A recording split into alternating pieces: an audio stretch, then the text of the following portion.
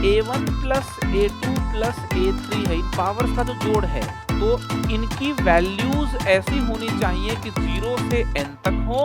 कि जी आप बताओ, कोएफिशिएंट बता दो आप। तुम खुशी खुशी बता के आगे 9 factorial upon 2 factorial 3 factorial 5 factorial, मगर इसका एक्चुअल आंसर तो 0 है। समझ में आ रही मैं क्या कह रहा हूं? हर पॉसिबिलिटी,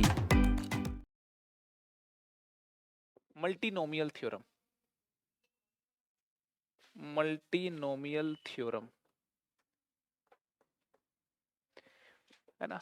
बेसिक सारे बता चुका हूं आपको, बस एक नाम लिख देता हूं, है ना, ताकि आपको थोड़ी क्लैरिटी सी आ जाए, और कुछ कुछ बातें बता देता हूं आपको, है ना। देखो,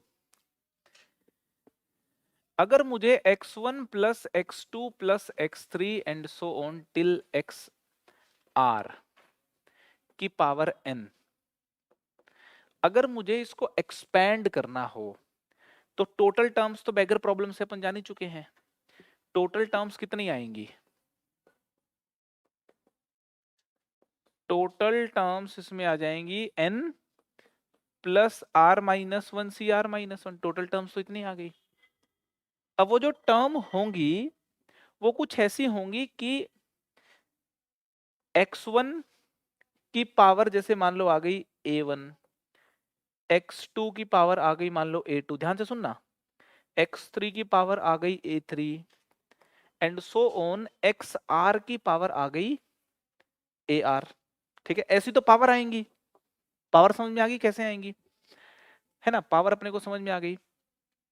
और यहां पे ये बात भी अपने को समझ में आ गई कि जो a1 plus a2 plus a3 है, इन पावर्स का जो जोड़ है वो 100% n के बराबर होगा।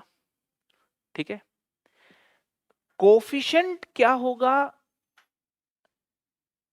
ये बात भी समझ लेते हैं अभी अपन। बाइनोमियल को याद करो, जब x प्लस वाई की पावर 100 होती है और इसके अंदर एक टर्म आती है x की पावर 20 y की पावर 80, तो कोफिशिएंट मेरे को लगता है 100 फैक्टोरियल अपॉन 20 फैक्टोरियल 80 फैक्टोरियल होता होगा। ये होता है कि नहीं होता? अरे ये तो होता है, 100C20 तो होता है। तो इसका जो कोफिशिएंट है,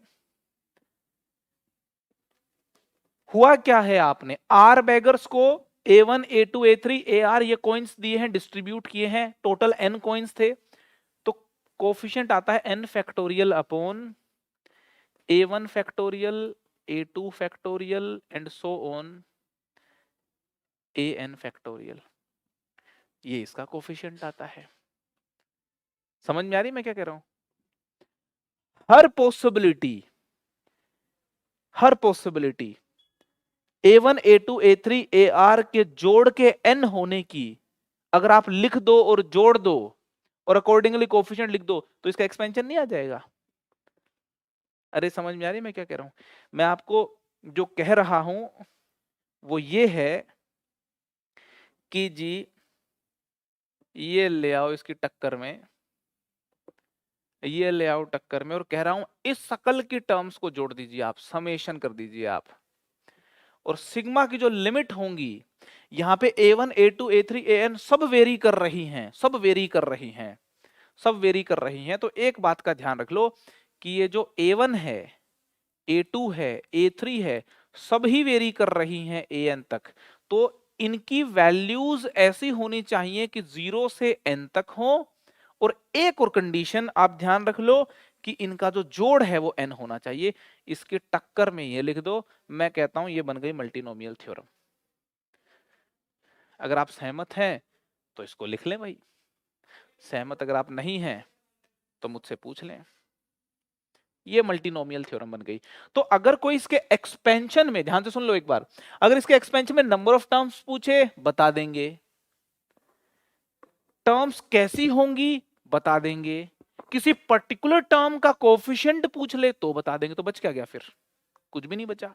अगर कोई हमसे पूछ ले कि जी आप बताओ कोफिशिएंट बता दो, आप कोफिशिएंट बता दो एक्स स्क्वायर वाई की पावर 3 जेड की पावर 4 का in x plus y plus z की पावर 9 में तो मैं बोल दूंगा कोफिशिएंट जो होगा वो होगा 9 factorial upon 2 factorial 3 factorial 4 factorial.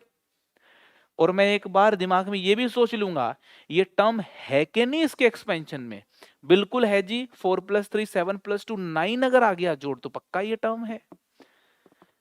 कई बार बदमाशी कर दे मान लो एग्जामिनर, यहाँ पे 5 कर दे और बोले इसका कोफिशिएंट बताओ, तुम खुशी खुशी बता के आगे 9 factorial upon 2 factorial 3 factorial 5 factorial, मगर इसका एक्चुअल आंसर तो 0 है क्योंकि ये टर्म ही नहीं मिलेगी इसके एक्सपेंशन में, है ना। समझ आ रही बात आपको। तो ये है आपकी मल्टीनोमियल थ्योरम कि इसका जो एक्सपेंशन है वो ऐसा होगा। ये सिग्मा के ऊपर इतने सारे तामझाम क्यों लिख दिए, क्योंकि यहां वेरी होने वाली चीजें बहुत हैं भाई। सिग्मा अकेला इन सारी चीजों को हैंडल कर लेगा, हमें क्या दिक्कत है। समझ आ रही है बात आपको। नोट कर लो इसको, मल्टीनोमियल थ्योरम।